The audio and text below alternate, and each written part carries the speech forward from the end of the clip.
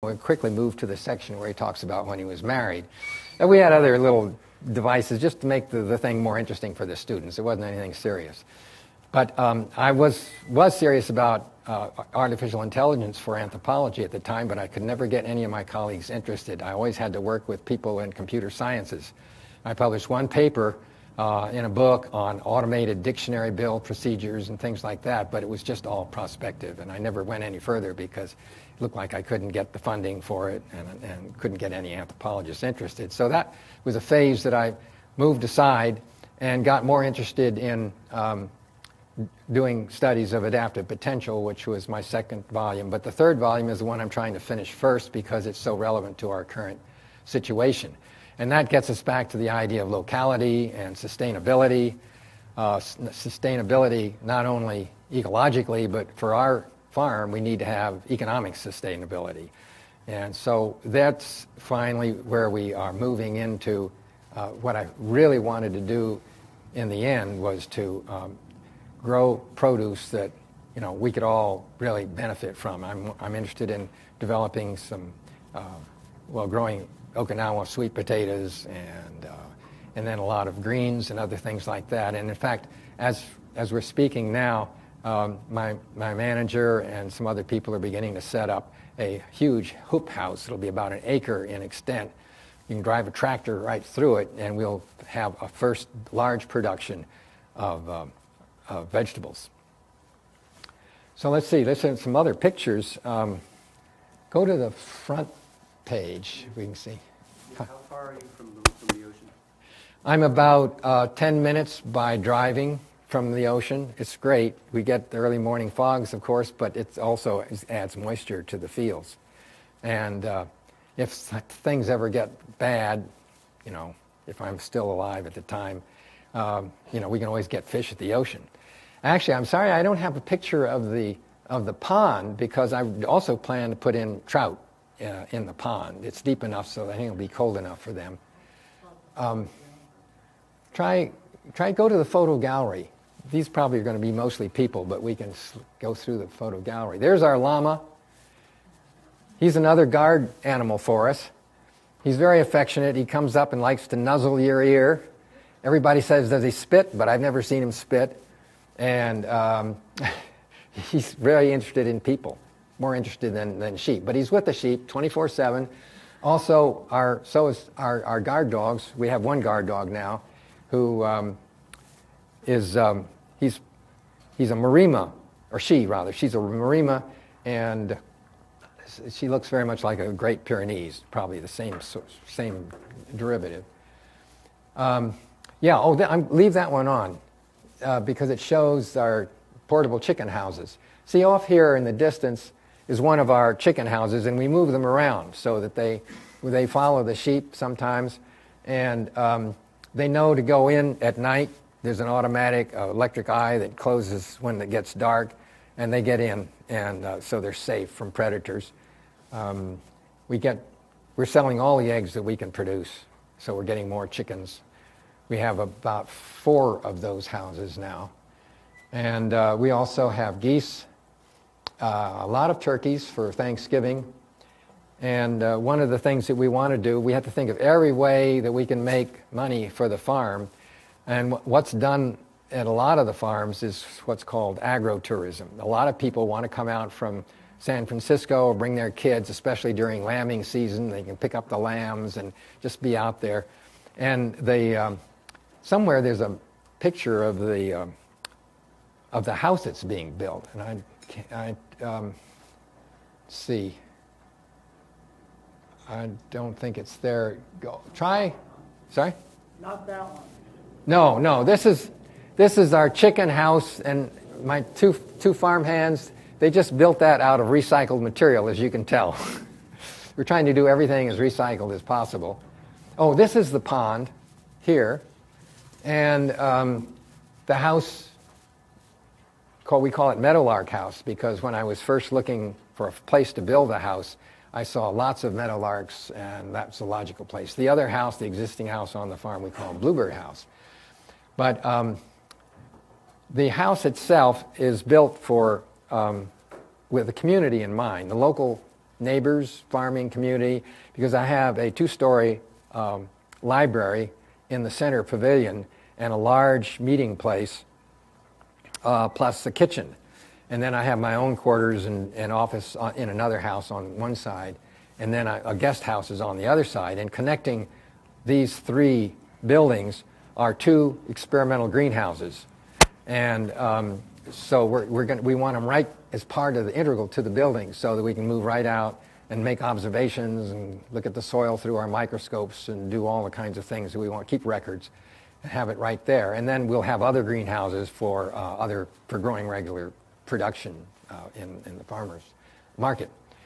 We are also selling at some very fancy restaurants, but we actually still make more money selling at farmers markets. We're selling in 2 farmers markets in San Francisco and one in Petaluma, where I'm currently staying until next Monday when I move to the farm, to the new house. It's only half finished, but they fixed my section of it so I can move in. The house itself is, we might eventually use the guest rooms for agro-tourism. They can come and stay there and just enjoy the farm for several days. And we have other possibilities for having interns coming to the farm, especially during the rain, when the rain season is over. And so basically, it's a focus on sustainability, and also something I'm very involved with now that I'm living in the area is the transition movements. This Sebastopol and Santa Rosa and Sonoma are all very active in the transition movements. In fact, Sebastopol also is a location for the USA transition. I don't know, how many are familiar with the term transition? Okay. Well, a lot of people are preparing for the time when oil is not going to be available, and the market already, we know how people are reacting to the market, how the market is really all messed up. We just don't have a very sanguine view of our future. And in fact, one of the things I was thinking about as we were going through the cryonics, is that how do we know whether we're going to survive? When Jim Henson of NASA says, after he describes everything that's going on now and saying that it takes about 50 years to slow down, I mean, if we should stop all burning of fossil fuel at this point in time, it would still continue to increase the CO2 level until toward the end of maybe about 50 years. So he says, if we go to the tar sands and start digging up all of that stuff and processing that, sending enormous quantities of methane up into the air, that's the end game. He says, it doesn't look like we'll be able to survive. In other words, that's the beginning of a runaway process. And the interesting thing is that there was a peak of interest in this process, or concern in this process, and now the denial has increased to such an extent that it's actually, there are more deniers are significantly, as you know, probably from just what people say. The entire Republican Congress passed some kind of resolution saying that there was no such thing as global warming. But as a farmer, I see that all very much. They didn't say that at all. Yeah. They didn't say that?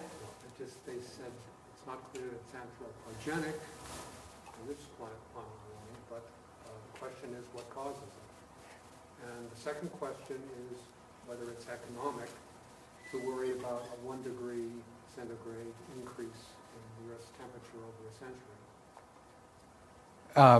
So maybe the hysteria that you're talking about is maybe it's best to keep off politics. Yeah, okay. Well, I'm worried most about the warming in the ocean, because that's what causes the storms, and whether we're getting later rains, or it's more erratic than it used to be.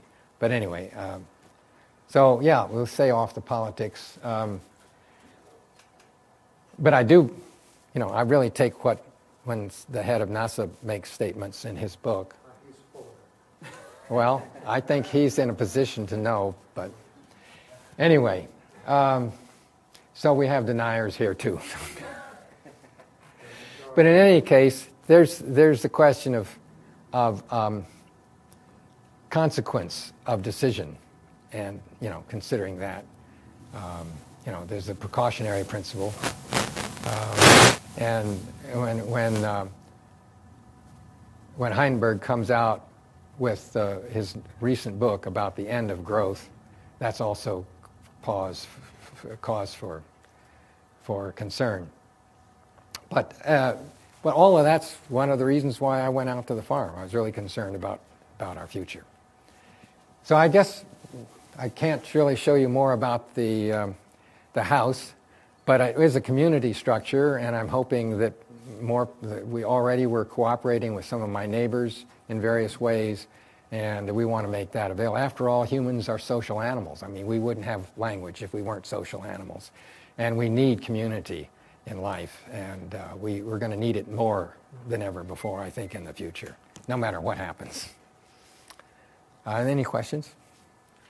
You started to talk about the transition movement, and it's concentrated in your area, and I had the sense that you're going to go on and say something about that in relationship to maybe your motivation for the farm, but I wondered if you could kind of finish that thought. Oh, yeah. Well, the house itself is green, and we've got every possible way we wanted to avoid. I mean, we didn't use a lot of lumber. We used what are called SIPs, and the heating is the water heating is solar, and I'm hoping that we can put solar panels on the barn. The barn is a huge barn, and there's a big roof, and hopefully we can do that so that we can generate all our own electricity. But that's a big expenditure, and we have to get our sales up first before we can do anything like that.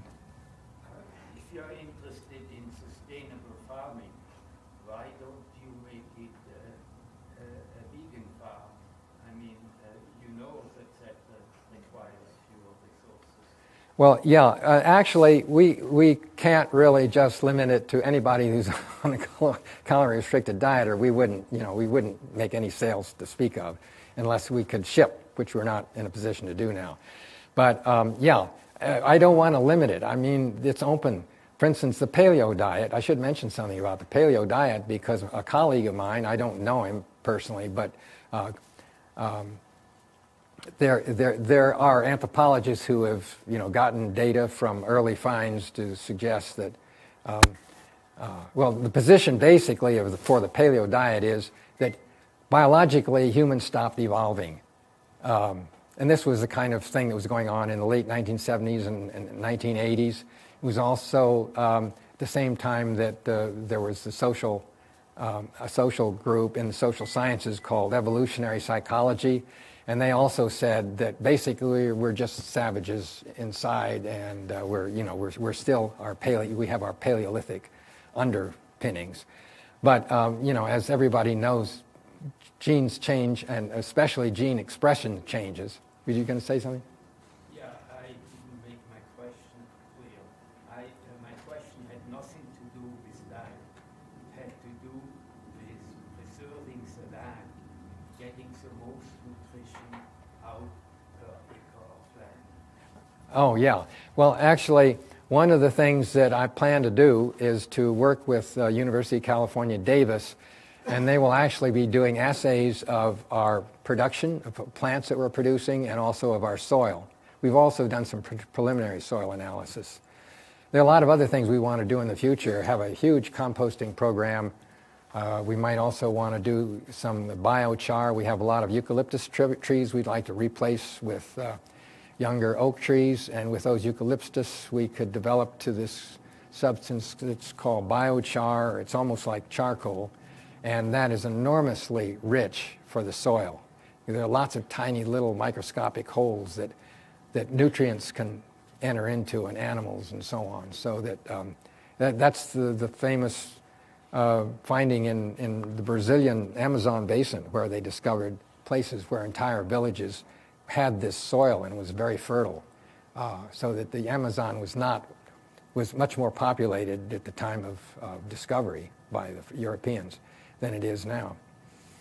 So I wanted to have a wide range of possibilities for selling to the market, and including the cheese, which, you know, you can eat too much of, and these other things. But we'll eventually will be into the sweet potatoes and other matters as well.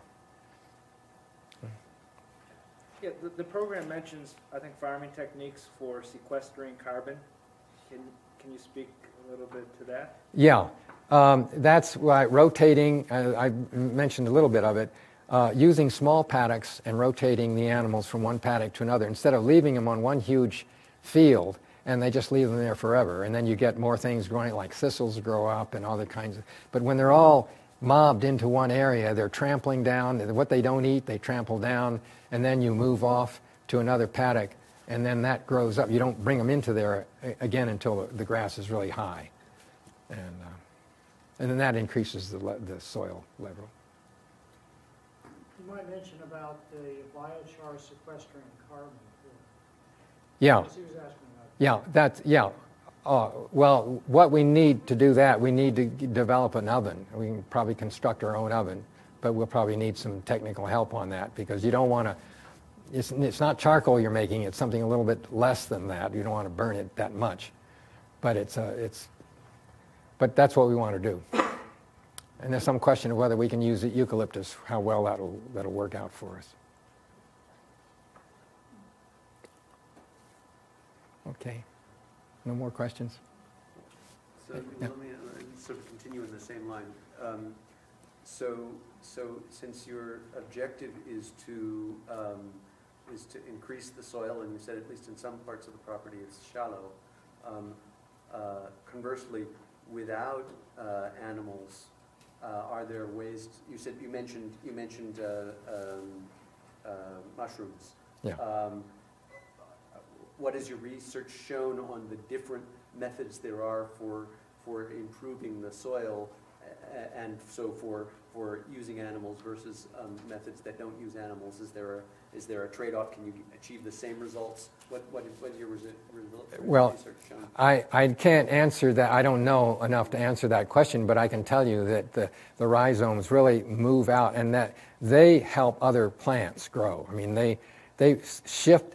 They're like animals. I mean, they breathe in oxygen, and they send nutrients onto other plants. It's almost as though they've detected where some plant is deficient of some nutrient. I don't understand that yet. I will know more when I go up to Washington. But yeah, and so you could have this soil improving by itself if you were planting a lot of mycorrhizal in the area and developing that.